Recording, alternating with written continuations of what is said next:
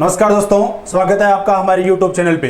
जैसे कि हमने बात की थी कि सबसे पहले अपन फिक्स सुबह 9:15 बजे थ्योरी की क्लास अपलोड की जाएगी। उसके बाद में उसी के ऊपर डिस्कशन होगा इवनिंग में, उसके ऊपर बेस्ड न्यूमेरिकल क्वेश्चंस के ऊपर।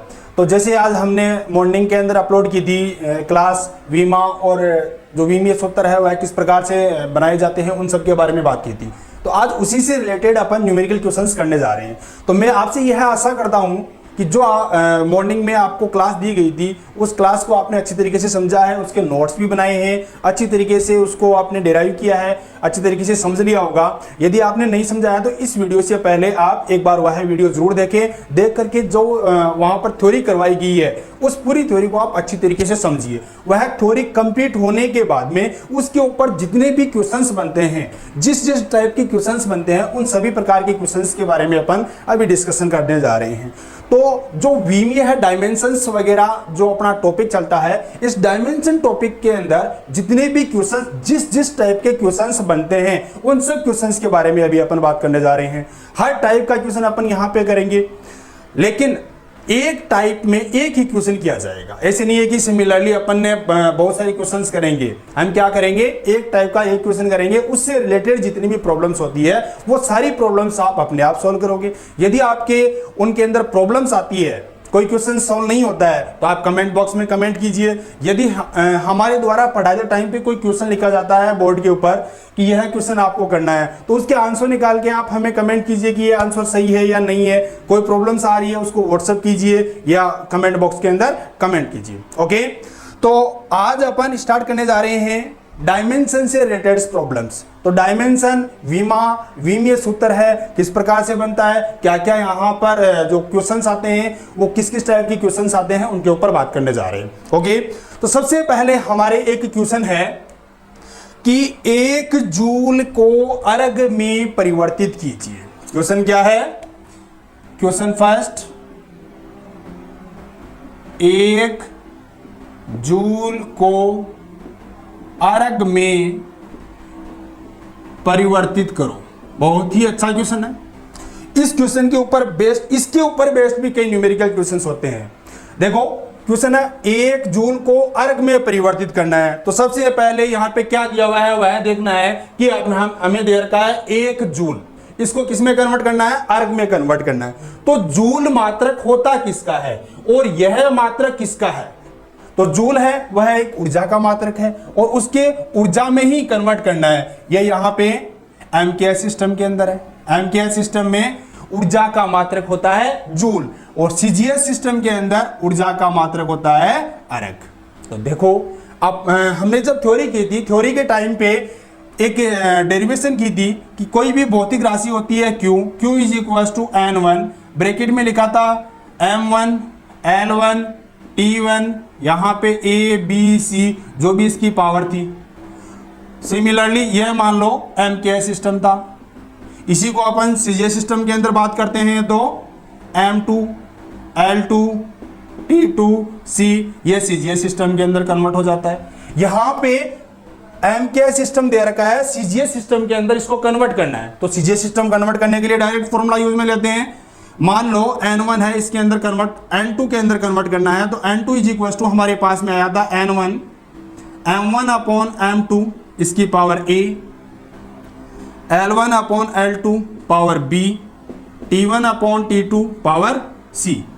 तो यह N2 है वह सीजीएस सिस्टम के अंदर कन्वर्ट हो जाएगा। ओके, एमकेएस सिस्टम में गिवन है, सीजीएस में निकालना है। सबसे पहले अपन क्या करते हैं कि जो ऊर्जा है ऊर्जा की डायमेंशन निकालते हैं ताकि ए बी सी है इनका पता चलेगा कि ए बी सी की वैल्यू क्या है। तो ऊर्जा होती है, ऊर्जा का फॉर्मूला होता है E is equal to mc²। यदि आपको डायरेक्ट याद है, ऊर्जा की डायमेंशन डायरेक्ट याद है, तो ए बी सी की वैल्यू पुट कीजिए। यदि इसकी जो डायमेंशन है वह याद नहीं है तो निकाल लीजिए यहां से। E is equal to mc² होता है। तो M1 L2 T-2 ये डायमेंशन होती है, यहां पे पुट कर दीजिए।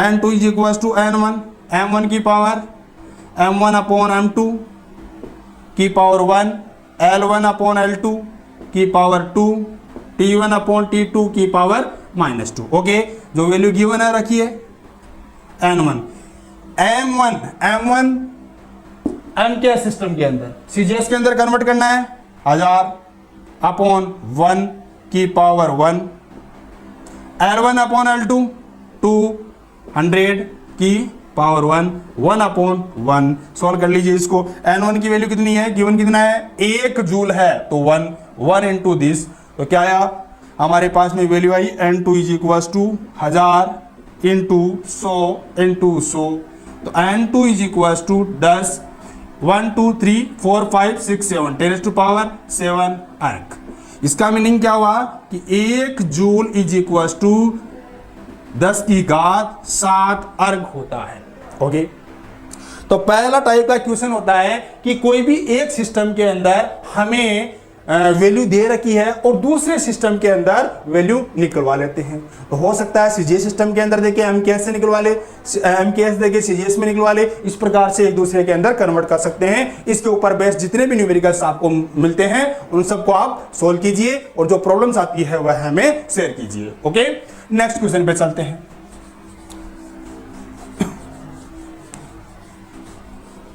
दूसरे टाइप का क्वेश्चन आता है, बहुत ही इंपॉर्टेंट क्वेश्चन है कि एक प्रकाश वर्ष बराबर होता है, एक प्रकाश वर्ष बराबर होता है।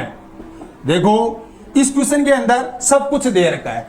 1 light year is equal to, 1 light year किसके बराबर होता है, तो किसके बराबर, इसका मीनिंग ये हुआ कि जो स्पीड ऑफ लाइट होती है, प्रकाश का वेग होता है, वह प्रकाश का वेग एक साल में कितनी दूरी तय करता है, कितनी डिस्टेंस ट्रेवल करता है, उसको क्या कहेंगे अपन 1 लाइट ईयर कहेंगे। तो यहां पे हमें निकालना है डिस्टेंस, तो डिस्टेंस दूरी इज इक्वल टू क्या होता है, फॉर्मूला होता है वेग इंटू समय, वेलोसिटी इंटू टाइम। तो यहां पर वेलोसिटी किसकी दे रखी है, स्पीड ऑफ लाइट दे रखी है, तो डिस्टेंस निकालनी है डी। स्पीड ऑफ लाइट कितनी होती है 3 इंटू 10 टू पावर 8। ओके, समय दे रखा है 1 ईयर, एक साल, तो एक साल का मीनिंग हुआ 365 दिन।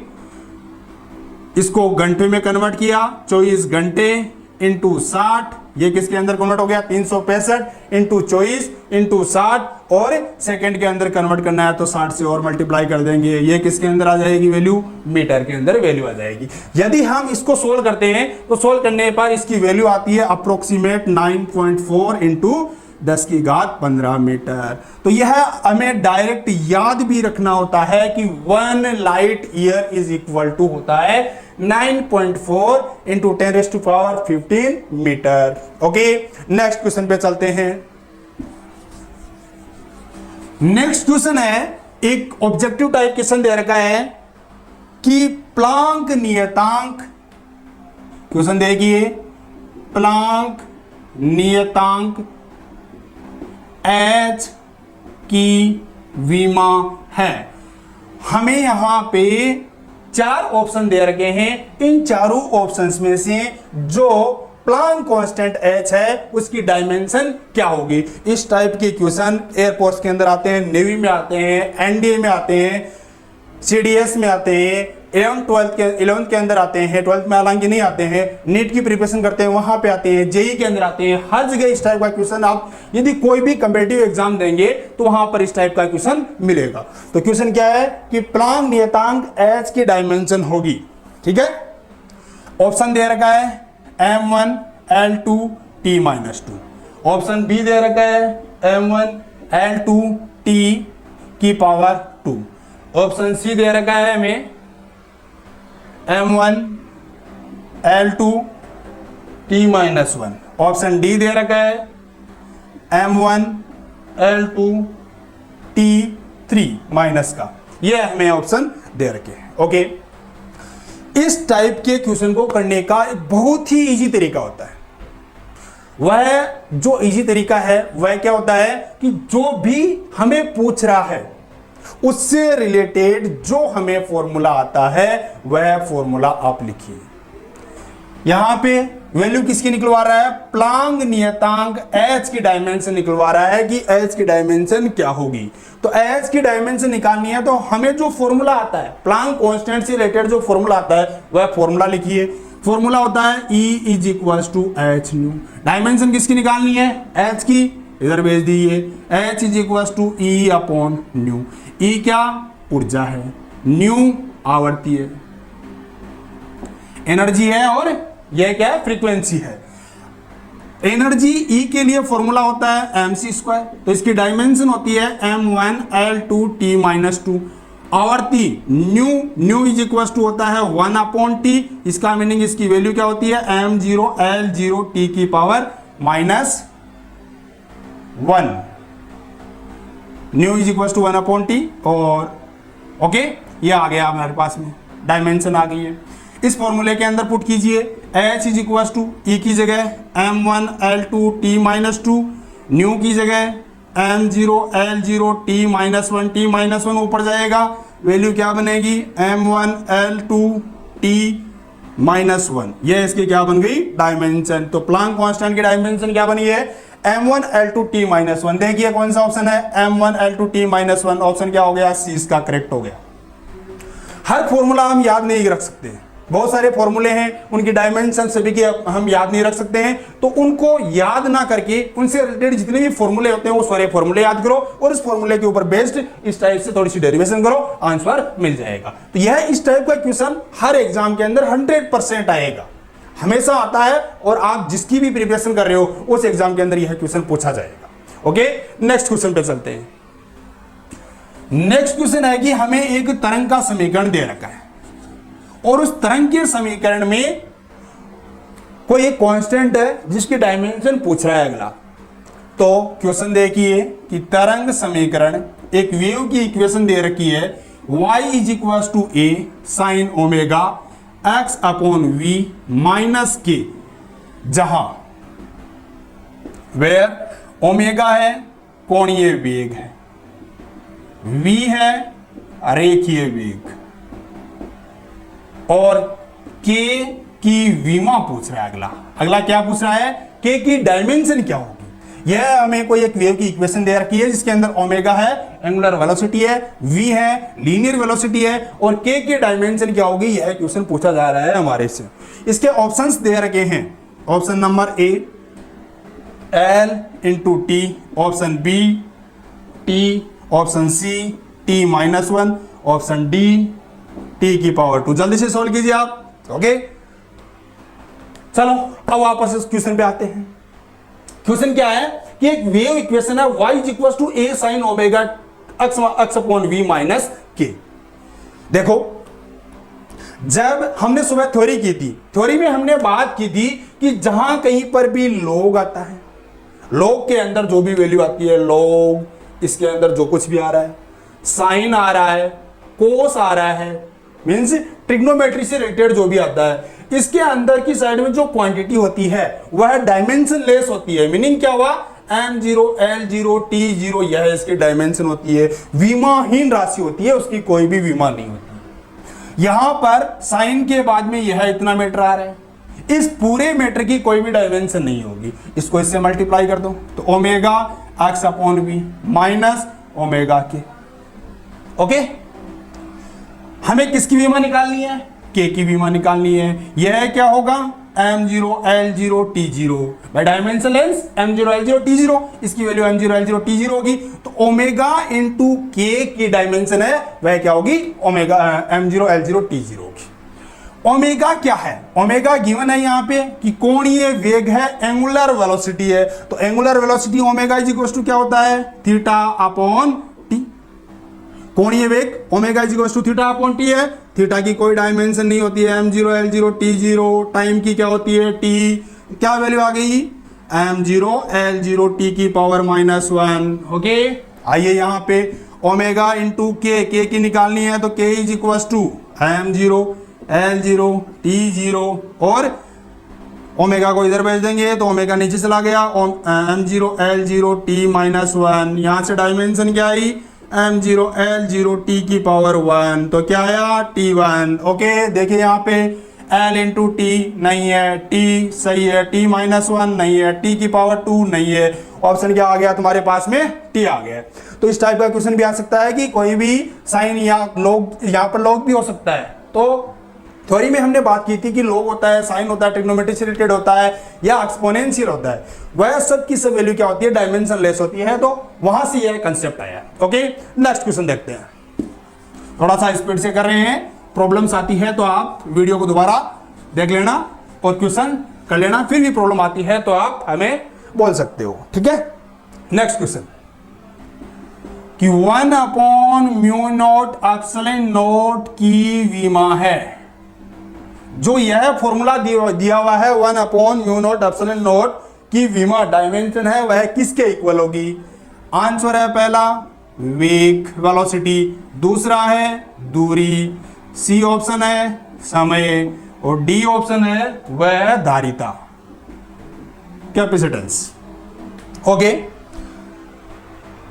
क्वेश्चन देखिए कि 1/μ0 रूट के अंदर है, उसकी डायमेंशन किसके इक्वल होगी?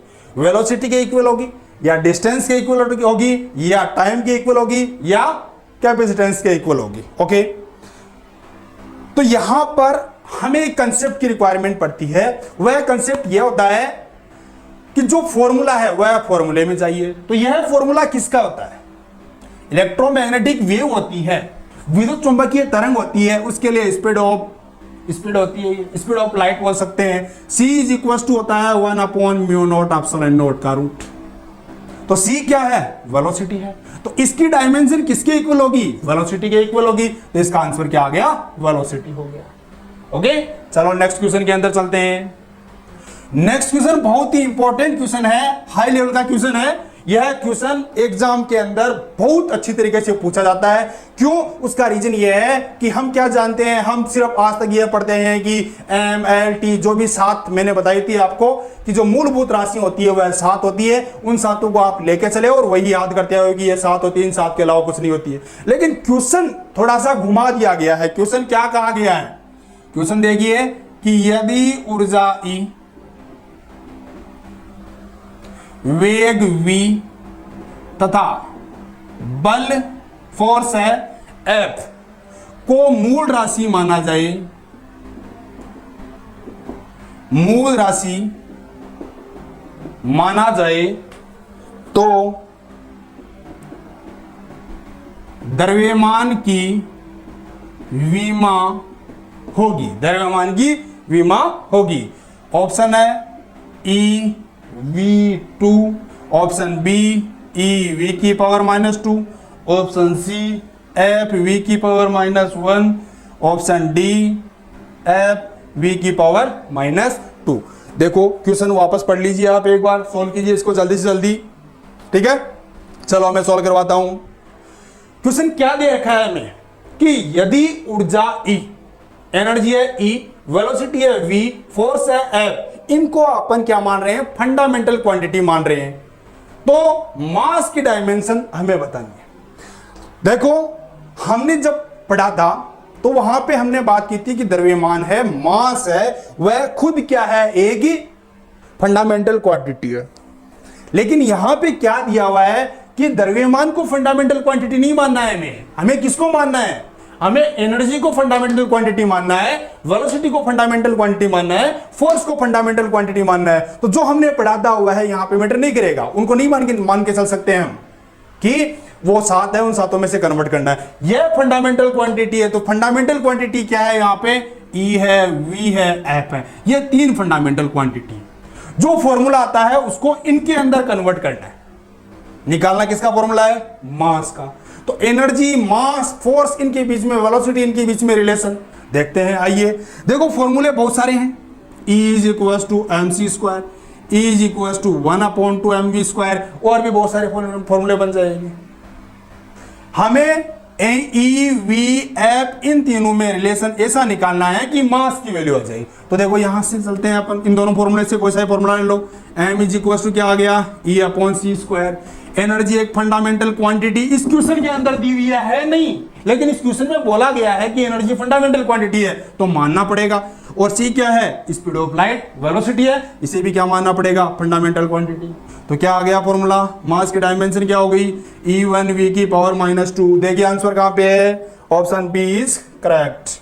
ओके, तो यह हमने आज जितने भी क्वेश्चंस किए हैं डायमेंशन से रिलेटेड सारे क्वेश्चंस हो गए। इनके अलावा जितने भी क्वेश्चंस किए हैं, इनके अलावा कोई भी पैटर्न नहीं बचता है। हालांकि मैंने क्वेश्चन हर पैटर्न से एक एक क्वेश्चन करवाया। इन पैटर्न के ऊपर बेस्ड जितने भी न्यूमेरिकल क्वेश्चंस है वो सारे के सारे आप कीजिए। जहां जहां प्रॉब्लम्स आती है या तो आप हमें व्हाट्सएप कीजिए या कमेंट बॉक्स के अंदर कमेंट कीजिए, तो ताकि हम उनका जल्दी से जल्दी रिप्लाई कर सके। ओके, तो ये आज हमारे डायमेंशन से रिलेटेड जो न्यूमेरिकल्स थे वो कंप्लीट हो गए हैं। इसके बाद में कल मॉर्निंग में फिर से 9:15 बजे नेक्स्ट टॉपिक मिलेगा और उसके बाद में हम इवनिंग में बात करेंगे उसके ऊपर बेस्ड न्यूमेरिकल क्वेश्चन की। तो आप हमारे इस YouTube चैनल को ज़्यादा से ज़्यादा शेयर कीजिए और आप सबसे पहले तो आप खुद इसे सब्सक्राइब कीजिए और जितना हो सके उतना ज़्यादा शेयर कीजिए। जो भी आपके रिलेटिव या जो भी फिजिक्स से रिलेटेड है उनके पास में शेयर कीजिए ताकि वो भी इसका प्रॉफिट ले सके। Okay, thank you so much.